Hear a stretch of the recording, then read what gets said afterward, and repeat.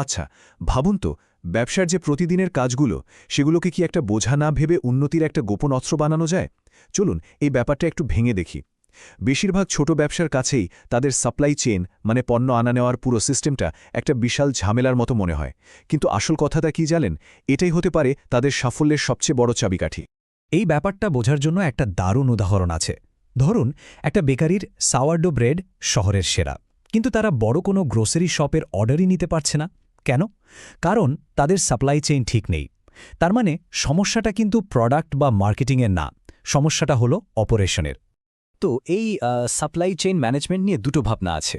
একদিকে অনেকেই এটাকে শুধু একটা লজিস্টিক্যাল মাথা ব্যথা হিসেবে দেখে, মানে জিনিসপত্র আনা নেওয়ার ঝামেলা। আর অন্যদিকে যারা একটু কৌশলগতভাবে ভাবে, তাদের কাছে এইটাই কিন্তু একটা গোপন গ্রোথ ইঞ্জিন, মানে ব্যবসার উন্নতির একটা বিশাল সুযোগ। 47% সংখ্যাটা কিন্তু মোটেও ছোট না।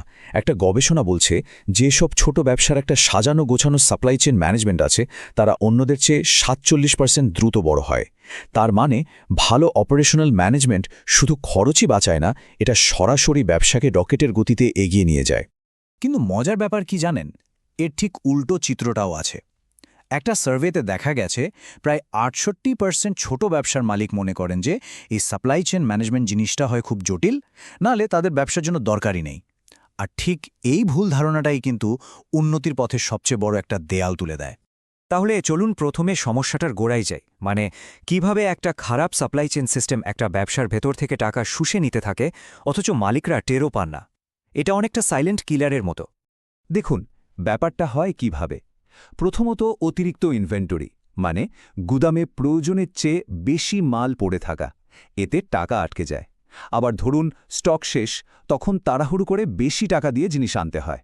আর সবচেয়ে বড় ক্ষতি, কাস্টমাররা প্রোডাক্ট না পেয়ে অন্যদের কাছে চলে যায়। একটা বাজে ডেলিভারি এক্সপিরিয়েন্স কিন্তু একজন ভালো কাস্টমারকে চিরদিনের জন্য বিদায় করে দিতে পারে। আচ্ছা, সমস্যা তো বোঝা গেল। এখন সমাধান কি? চলুন সিস্টেমের একটা ছোটখাটো হেলথ চেক বা অডিট করা যাক। ভয় পাওয়ার কিছু নেই, এটা খুব কঠিন কোনো ব্যাপার না। বরং এটা হলো সিস্টেমের ছোট কিন্তু গুরুত্বপূর্ণ ভুলগুলো খুঁজে বের করার একটা সহজ রাস্তা। নিজেকে কয়েকটা প্রশ্ন করা যাক। আচ্ছা, এমন কি প্রায়ই হয় যে সবচেয়ে বেশি বিক্রি হওয়া আইটেমটাই স্টকে নেই? যদি উত্তর হ্যাঁ হয়, তাহলে কিন্তু ইনভেন্টরি ম্যানেজমেন্টে মনোযোগ দেওয়ার সময় চলে এসেছে। এটা দেখতে ছোট সমস্যা মনে হলেও ব্যবসার জন্য খুবই মারাত্মক। আর একটা প্রশ্ন, কোনো খুব জরুরি পণ্যের জন্য কি পুরোপুরি শুধু একজন সাপ্লায়ারের উপর নির্ভর করতে হয়? এটা কিন্তু বিরাট বড় একটা ঝুঁকি। ভেবে দেখুন, ওই সাপ্লায়ার যদি কোনো কারণে মাল দিতে না পারে, তাহলে তো পুরো ব্যবসায় বসে যাবে, তাই না? শেষ প্রশ্নটা হলো টাকা পয়সা নিয়ে। শিপিং খরচ কি লাভের একটা বড় অংশ খেয়ে ফেলছে? যদি তাই হয়, তাহলে প্যাকিং থেকে শুরু করে ডেলিভারি পর্যন্ত পুরো প্রক্রিয়াটাতেই একটা বড়সড় পরিবর্তন আমার কথা ভাবা উচিত। আর এই অডিট করার জন্য কিন্তু কোনো কনসালটেন্ট লাগবে না। খুব সহজ 3টে ধাপ। প্রথমত, শুধু 1 সপ্তাহের জন্য সবকিছু ট্র্যাক করুন। দ্বিতীয়ত, নিজের টিমের সাথে কথা বলুন, জানুন সমস্যাটা কোথায় হচ্ছে। আর তৃতীয়ত, আপনার প্রধান সাপ্লায়ারদের পারফরম্যান্সটা একটু খতিয়ে দেখুন। তো প্রথম আপগ্রেডটা কি? এটা হলো মানসিকতার আপগ্রেড। সাপ্লায়ারদের শুধু বিক্রেতা না ভেবে তাদের পার্টনার বা অংশীদার হিসেবে ভাবা শুরু করতে হবে। এই একটা পরিবর্তনই কিন্তু ব্যবসাকে অনেক বেশি মজবুত করে তুলতে পারে। আর এই পার্টনার খুঁজে বের করার জন্য এই সাপ্লায়ার স্কোর কার্ডটা একটা দারুণ টুল।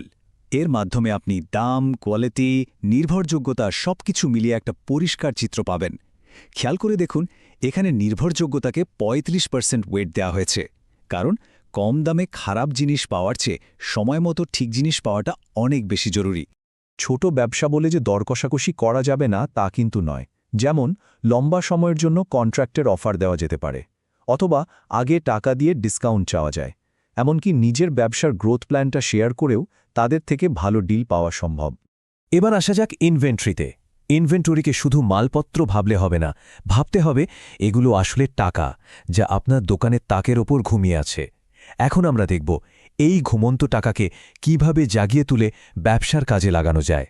এজন্য একটা দারুণ টেকনিক হল ABC অ্যানালাইসিস। সহজ কথায়, সব ইনভেন্টরি সমান গুরুত্বপূর্ণ না। এই অ্যানালাইসিসটা আমাদের বুঝতে সাহায্য করে কোন প্রোডাক্টগুলোর দিকে সবচেয়ে বেশি নজর দিতে হবে আর কোনগুলো নিয়ে একটু কম ভাবলেও চলবে। এই চার্টটা দেখুন, কি দারুণভাবে ব্যাপারটা বুঝিয়ে দিচ্ছে। আপনার মোট প্রোডাক্টের মাত্র 20% হলো এ আইটেম, কিন্তু এরাই আপনার ব্যবসার 80% ভ্যালু তৈরি করে। অন্যদিকে 50% প্রোডাক্ট হলো সি আইটেম, যাদের ভ্যালু মাত্র 5%। তাহলে বোঝাই যাচ্ছে মনোযোগটা কোথায় দিতে হবে। তো ওই কম দামি সি আইটেমগুলোর জন্য একটা ফুল প্রুফ সিস্টেম আছে, নাম 2 বিন সিস্টেম। খুব সোজা, 2টো বাক্স থাকবে। প্রথমটা থেকে মাল ব্যবহার করা হবে, ওটা খালি হলেই নতুন অর্ডার দেওয়া হবে। আর অর্ডার আসতে যে কদিন লাগে সে কদিন দ্বিতীয় বাক্স থেকে কাজ চালানো হবে। কোনো ঝুট ঝামেলাই নেই। আমাদের শেষ আপগ্রেডটা হলো টেকনোলজি। আজকাল খুব কম খরচেই এমন সব টুল পাওয়া যায় যা ছোট ব্যবসার অনেক কাজ অটোমেটিক করে দেয়, ভুল কমায় আর অমূল্য সময় বাঁচায়। পুরনো দিনের স্প্রেডশিট ছেড়ে এখন একটা ভালো ইনভেন্টরি ম্যানেজমেন্ট সফটওয়্যার ব্যবহার করাটা বুদ্ধিমানের কাজ। এগুলো বারকোড স্ক্যান করতে পারে, স্টক কমে গেলে অ্যালার্ট পাঠায়, অ্যাকাউন্টিং সফটওয়্যারের সাথেও যুক্ত হয়ে যায়, এমনকি বিভিন্ন অনলাইন প্ল্যাটফর্মে বিক্রি করাটাও সহজ করে দেয়। অনেক তো আলোচনা হলো, এবার শুধু শোনার সময় নয়, এবার মাঠে নামার পালা।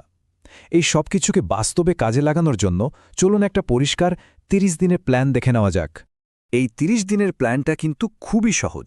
প্রথম সপ্তাহে একটা অডিট করে ফেলুন।